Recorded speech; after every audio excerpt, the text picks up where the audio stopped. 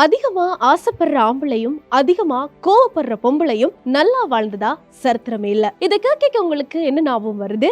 Obviously Padayappa தான். Padayappa release ஆகி இந்த வருஷத்தோட 25 வருஷம். படையப்பாக்கு இப்ப 25 வயசு.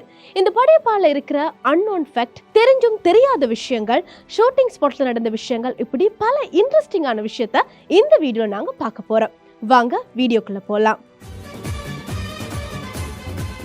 ஃபர்ஸ்ட் இந்த படத்தோட கதை. நீங்க எல்லாருமே நினைக்கலாம் இந்த படத்தோட கதை KS ரவிக்குமார் சார் தான் சொல்லியிருப்பார் அப்படின்னு. ஆனா அதுதான் இல்ல. இந்த கதையை சொன்னதே நம்ம சூப்பர் ஸ்டார் ரஜினிகாந்த் சார் தான் சொல்லியிருக்காரு. அதாவது ஒரு பணக்கார பொம்பளை தான் ஆசைப்பட்டதை அடையறதுக்காக எந்த எக்ஸ்ட்ரீம் லெவலுக்கும் போவாள். அதுதான் அவர் சொன்ன ஒன் லைன்ல கதை. அப்படி இருக்கக்குள்ள நிறைய பேர் சொல்ற விஷயம் என்னன்னா, super star sir Ponniyin Selvan கதையை வாசிச்சுட்டு அதுல வர நந்தினி கேரக்டரை இன்ஸ்பயர் ஆகி இந்த கதையை சொல்லியிருக்காரு அப்படின்ட்டு. ஆனா அதுதான் இல்ல.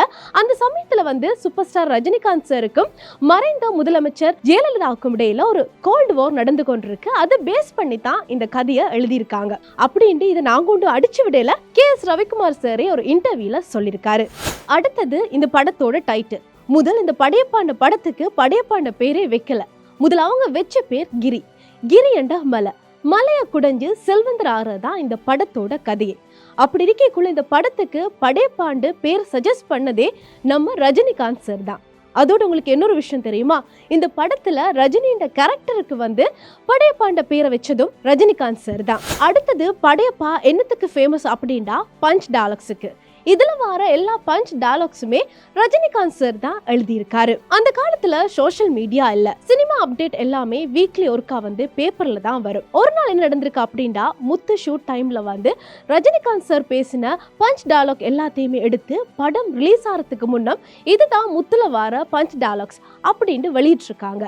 இந்த விஷயம் படையப்பால் நடக்கக்கூடாதுக்காக ரஜினிகாந்த் சார் என்ன பண்ணிருக்காருண்டா, ஷூட் டைம்ல அதாவது பஞ்ச் டயலாக் வர டைம்ல எல்லாத்துலயுமே வெறும் வாயை மட்டும்தான் அசைச்சிருக்காரு.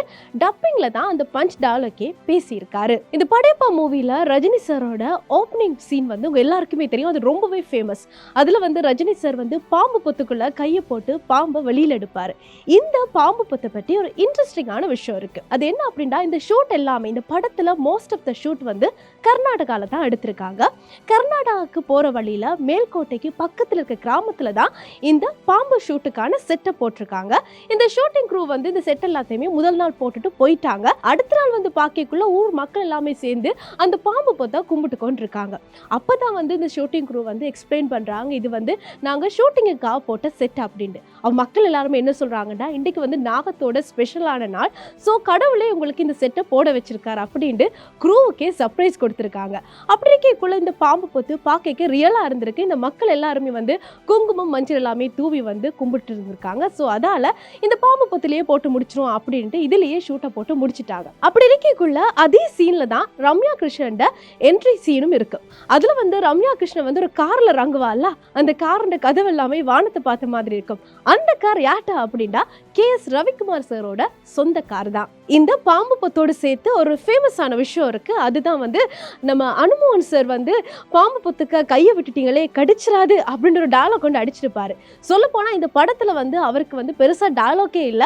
அப்படி இருக்கக்குள்ள இவர் ரொம்பவே வற்புறுத்தி இதுல ஒரு டயலாக் வேணும் அப்படின்ட்டு வாங்கியிருப்பாரு. அதுதான் இந்த பாம்பு பொத்துக்க கையை விட்டா கடிச்சிராது அப்படின்ற ஒரு டயலாக் தான். ஆனா அவரே நெச்சிருக்க மாட்டாரு அந்த டயலாக் அவ்வளவு ஃபேமஸ் ஆகும் அப்படின்ட்டு. அடுத்தது இந்த படையப்பாண்ட படத்துல நீலாம்பரி கேரக்டர் தான். இதுல ரம்யா கிருஷ்ணனை லாஸ்ட் ஆப்ஷனா தான் இருந்திருக்காங்க அப்படின்டா உங்களால நம்ப முடியுதா? முதல்ல இந்த கேரக்டருக்கு செலக்ட் ஆனவங்க மீனா தான். பட் இந்த விஷயத்துல KS ரவிக்குமார் சாருக்கு உடன்பாடு இல்லை. அதுக்கான ரீசன் என்னன்னா, நட்புக்காக தெலுங்கு வெர்ஷனை KS ரவிக்குமார் சார் அந்த இடத்துல எடுத்துக்கொண்டிருந்திருக்காரு. அப்ப தமிழ்ல சிம்ரண்ட வில்லி ரோலை நட்புக்காக தெலுங்கு வெர்ஷன்ல மீனா நடிச்சு கொண்டிருந்திருக்காங்க. அந்த வில்லி ரோல்ல அவங்க என்னதான் நடிச்சாலும் அவங்களோட முகத்துல ஒரு குழந்தைத்தனம் இருந்திருக்கு. இந்த விஷயத்தால KS ரவிக்குமார் சாருக்கு உடன்பாடு இல்லை. அதால வந்து கடைசியில ரம்யா கிருஷ்ணனுக்கு வந்து இந்த நீலாம்பரி கேரக்டர் வந்து போகுது. அவங்களும் அது வந்து பர்ஃபெக்டா பண்ணியிருந்தாங்க. நீலாம்பரி கேரக்டர் அப்படின்னா அது ரம்யா கிருஷ்ணன் தான். அது இன்றைக்கு வரைக்கும் அப்படி ரெஜிஸ்டர் ஆயிட்டு. அடுத்தது சிவாஜி சாரோட கேரக்டர் தான். இந்த கேரக்டருக்கு முதல் வந்து செலக்ட் ஆயிருந்தது விஜயகுமார் சார் தான். அப்படி இருந்தாலுமே இந்த கேரக்டர் வந்து ரொம்பவே டெப்தான கேரக்டர்ன்றதால ஒரு மிகப்பெரிய நடிகருக்கு போகணும் அப்படி வந்துட்டு ரஜினிகாந்த் சார் என்ன செய்யறாரு, சிவாஜி சார் வந்து சஜஸ்ட் பண்றாரு. அப்படி இருக்கக்குள்ள KS Ravikumar sir Sivaji sir கிட்ட போயிட்டு இந்த ஸ்டோரி எல்லாத்தையுமே சொல்றாரு. அவரும் சொன்ன பிறகு ஒரு மிகப்பெரிய அமௌண்ட்டை சொல்றாரு. அந்த விஷயத்த KS ரவிக்குமார் சார் என்ன செய்யறாரு, ப்ரொடியூசர் சூப்பர் ஸ்டார் ரஜினிகாந்த் வந்து சொல்றாரு. அவரும் அதுக்கு ஓகே பண்ண சொல்றாரு, எந்த ஒரு பேரமும் பேச வேண்டாம் அப்படின்னு. அடுத்த நாங்க பார்த்தோம் அப்படின்னா இந்த படத்துக்கு பட்ஜெட் போட்டது 4 கோடி தான். ஆனா KS ரவிக்குமார் சார் 3 கோடி 60 லட்சத்துல இந்த படத்தை முடிச்சு கொடுத்துட்டாரு. மீதி இருந்த 40 லட்சத்துக்கு அந்த ஷூட்டிங் குரூவுக்கு வந்து தங்க சங்கிலி போட்டு விட்டுருக்காங்க. அடுத்தது இந்த படத்துல சௌந்தர்யாண்ட கேரக்டர் தான். இதுல முதல் யாரு செலக்ட் ஆகி நடிச்சிருக்காங்க அப்படின்னா நக்மா தான் நடிச்சிருக்காங்க. 2 நாள் ஷூட்டும் முடிஞ்சிட்டு. அப்படி இருந்த பிறகு ஏதோ ஒரு பர்சனல் ரீசனால அவங்க அதுல இருந்து விலகிட்டாங்க.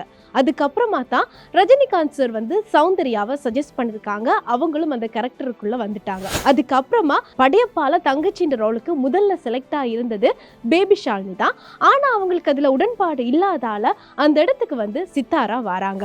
அடுத்தது படையப்பாகின்ற கதையின்படி படையப்பாவுக்கு ஒரு மகள் தான். ஃபர்ஸ்ட் அதுக்கு செலக்ட் ஆகியிருந்தது அனிதா வெங்கட் தான். ஆனா கடைசி நேரத்துல விஜயகுமார்ட்ட மூத்த மகள் பிரணீதா வந்து செலக்ட் ஆறாங்க. இந்த விஷயம் கேள்விப்பட்டோன்னா அனிதா வெங்கட்டோட ஃபேஸ் வந்து ஒரு மாதிரி மாறுறத பார்த்த ரஜினிகாந்த் சார் படத்துல படையப்பாக்கு 2 பொண்ணுகள் அப்படின்னு கதையில கொஞ்சம் சேஞ்சஸ் செஞ்சுட்டு 2 பொண்ணுகள் மாதிரியே கதையை கொண்டு போறாரு. கடைசியா இந்த படத்தை வந்து எல்லாமே முடிச்சிட்டு 19 ரீல்ல வந்து கொண்டு கொடுக்குறாங்க. கிட்டத்தட்ட 4.5 மணித்தியால படம்.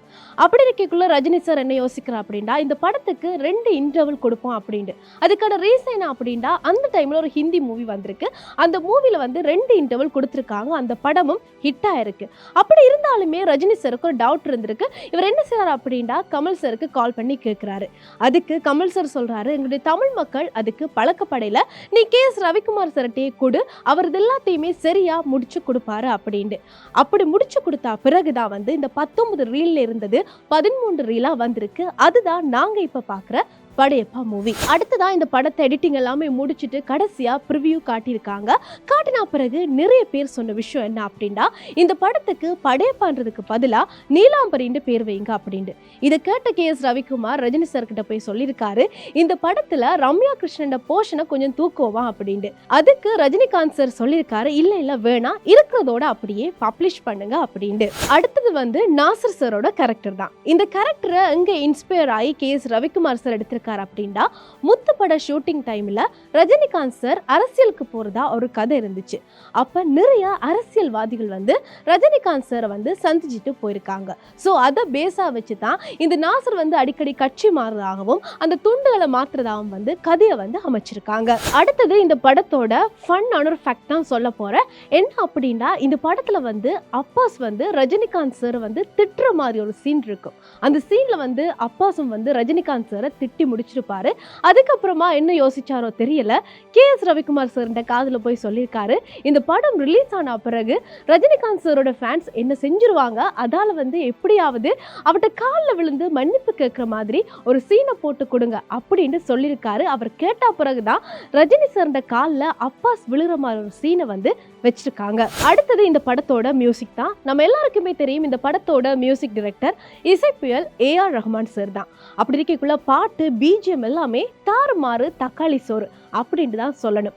ஆனா இந்த படத்தோட சவுண்ட் இன்ஜினியர் யாருண்டா நம்மட ஹரிஸ் ஜெயராஜ் சார் தான். அப்படி இருக்கக்குள்ள இந்த படத்துல ரொம்பவே ஒரு ஃபேமஸான சீன் வரும். அது என்ன அப்படின்னா ரஜினிகாந்த் சார் துண்டை போட்டு ஊஞ்சல இழுப்பாரு. அதுல வர BGM யாரு செட் பண்ணிருக்காங்க அப்படின்னா KS ரவிக்குமார் சாரும் ஹரிஸ் ஜெயராஜ் சாரும் தான் அந்த BGMத்தை செட் பண்ணிருக்காங்க.